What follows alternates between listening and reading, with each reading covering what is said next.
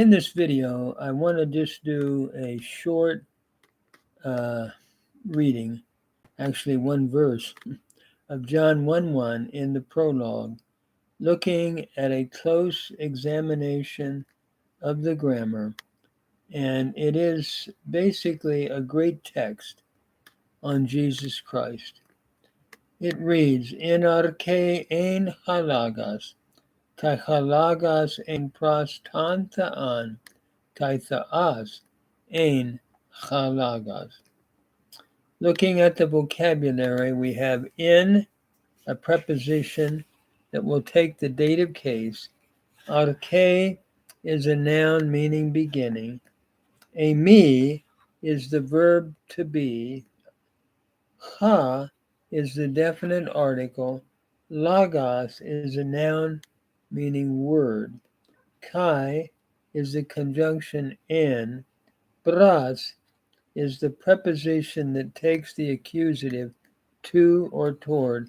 And theos is a noun meaning God. So as we read the text, it reads, in arche ein halagas. In is a preposition that takes the dative case. Arche is in the dative. It means in the beginning or in beginning. By the way, this is a feminine noun, in arche, and we decline it. When declining, we give the nominative, genitive, dative, and accusative forms, both singular and plural. And here, with the eta, with the iota subscript, we're looking at the dative. So in the beginning, ein is a verb. It is the imperfect indicative active third person singular from the root eimi. It is showing continuous existence in past time. So, at the very first, we are speaking about Jesus, who is the Logos or the Logos, as eternally existing. In the beginning was ha Logos, was the Word. Ha is the definite article, nominative, masculine, singular. Logos means word. Again, it is also a nominative, singular, masculine noun of the second declension, masculine, where arche was of the first declension, feminine. So in this first clause then, as we look at in arche ein halagas, the word here is referring to Jesus Christ, who is eternal. The word becomes flesh in chapter 1, verse 14.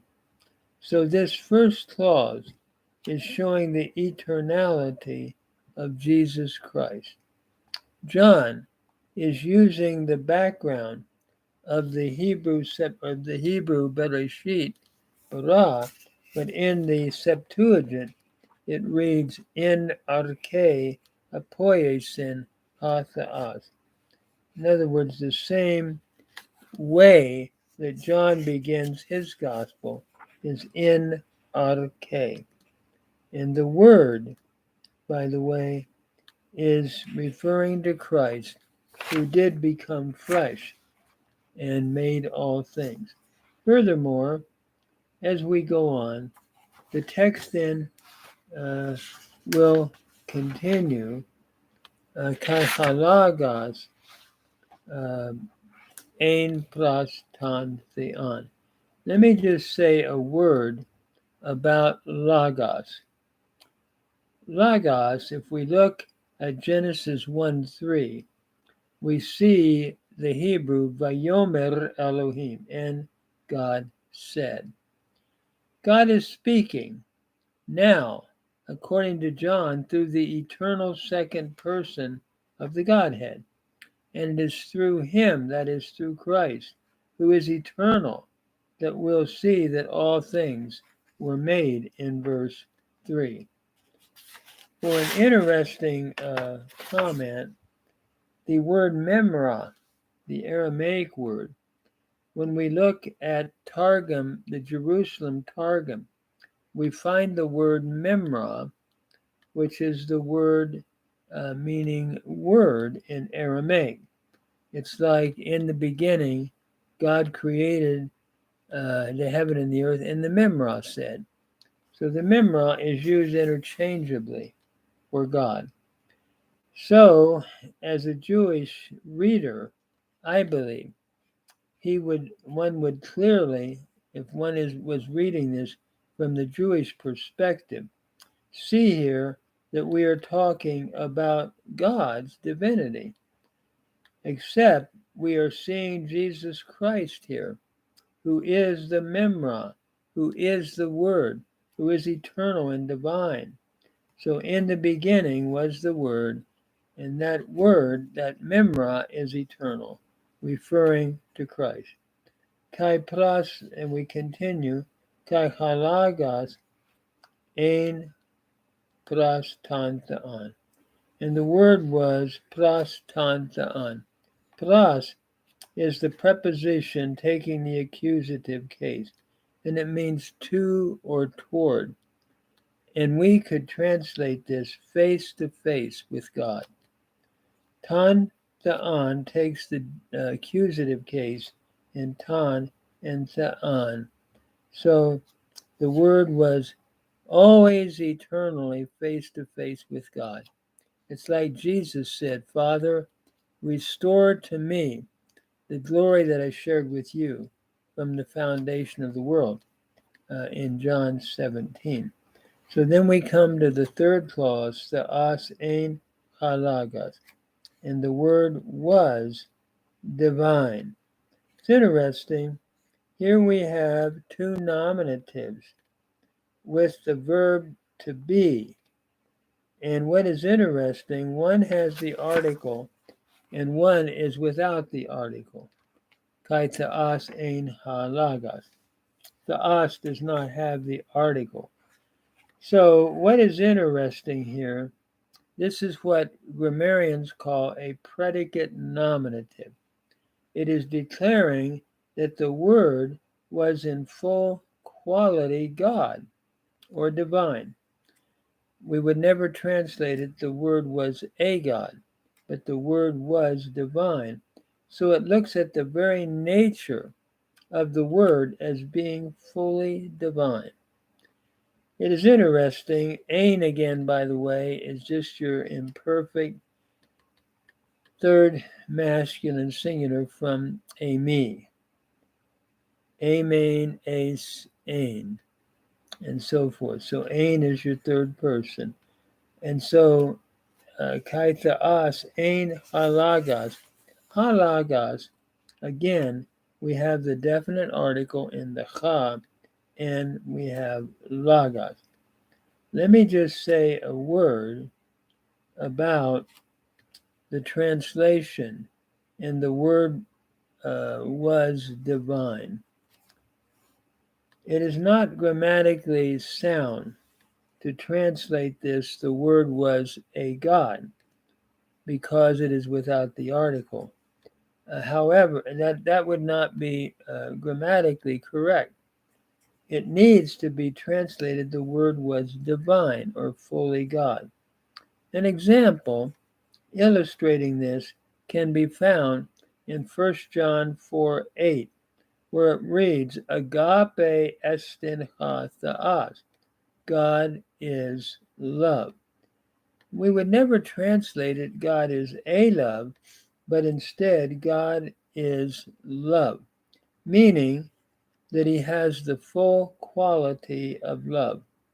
Again, the predicate nominative is giving a quality significance to the subject of the clause, which occurs without the article in 1 John chapter 1 or chapter 4 verse 8, and here as well. So we need to translate this in terms of Greek grammar, and the Word was divine. This agrees with John himself in John 8:58, where the writer John records Jesus as saying, before Abraham was, ego eimi, I am, looking at his eternality, that he had no beginning, that he is eternal, and hence declaring his full divinity using the same title of Yahweh in Exodus chapter 3. Who do I tell them has sent me? Tell them, Eyeh Asher Eyeh. I am that which I am. So,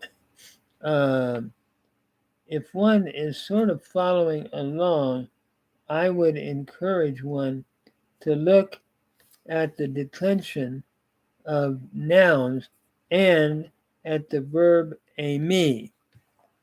I have a grammar section at the beginning of my work here where we look at eimi and how to conjugate it, and I think I would just refer one to that particular background to study eimi and how it is parsed, as well as nominative, genitive, dative, accusative, and so forth. I think that would just help to lay a foundation. And in my little grammar that I put out, in the first part of it, I do that, where we look at eimi.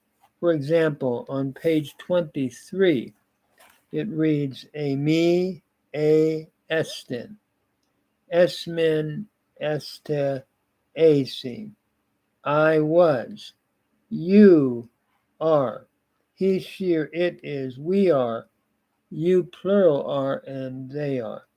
And that's on page 23 of the eternality and incarnation of Jesus Christ. So I would refer one to that, as well as the imperfect, which is on the same page, amen, ace, and ain. Amen, ate, ason. I was, you singular were, he, she, it was, we were, you were, they were. And that's on page 23 of this same grammar, this same title, the eternality and incarnation of Jesus Christ. So I would work on conjugating eimi, and then in the present and in the imperfect, as preparing, along with our inductive reading of the text, grammar. Let me just make an interpretation application. In this verse, we have three great statements that are made about the Word, about the Memra, about Christ, which is Jesus Christ, who becomes flesh in verse 14. First of all, the Word is eternal. The second clause, the Word is a distinctive person. He was face to face with God, showing intimacy. And in the third clause, the Word is fully divine. It is interesting to notice the threefold use of ein here. Ein, ein, ein. What is fascinating to me, if we contrast that with the verb agenita in John, we see what is eternal with what had a beginning. For example, if we look at verse 3, it reads, Panta diautu agenita, all things came to be through him, where the second clause of John 1, or the first clause, is, in the beginning was the Word. In other words, the Word is eternal. It had no beginning. However, all things had a beginning, because agenita is the aorist middle indicative, third person singular, summarizing that all things came to be at a point in time, in contrast to the Word, which always is. Secondly, the Word was always face to face with God. That is, an intimate relationship with Him from all eternity as the second person of the Holy Trinity. Whereas, if we continue in John 1, it reads, Agenita anthropos apostaumenos para theou. There was a man, or there came to be a man sent from God. His name was John. So John is not face to face with God from all eternity. That is, one who is eternal, but he had a beginning, John is saying, in point of time. And he was sent, having been sent by God, whereas Jesus, in that first clause, or in that second clause, was always face to face with God, pras tan theon. In the third aim of John 1, I think we see a contrast in a third agenita in verse 14. That is, the Word was divine.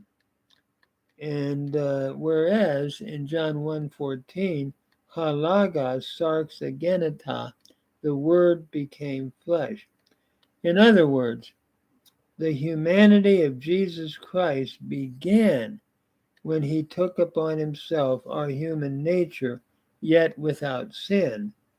And so in the third clause, the Word as eternally divine is now, there's a contrast in which that eternal Word became human in the incarnation, as the Word is showing the word flesh in John 1:14. So I'm going to stop there.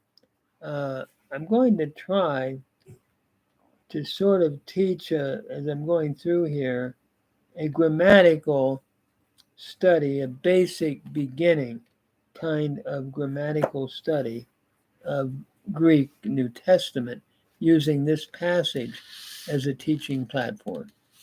Thank you, and God bless.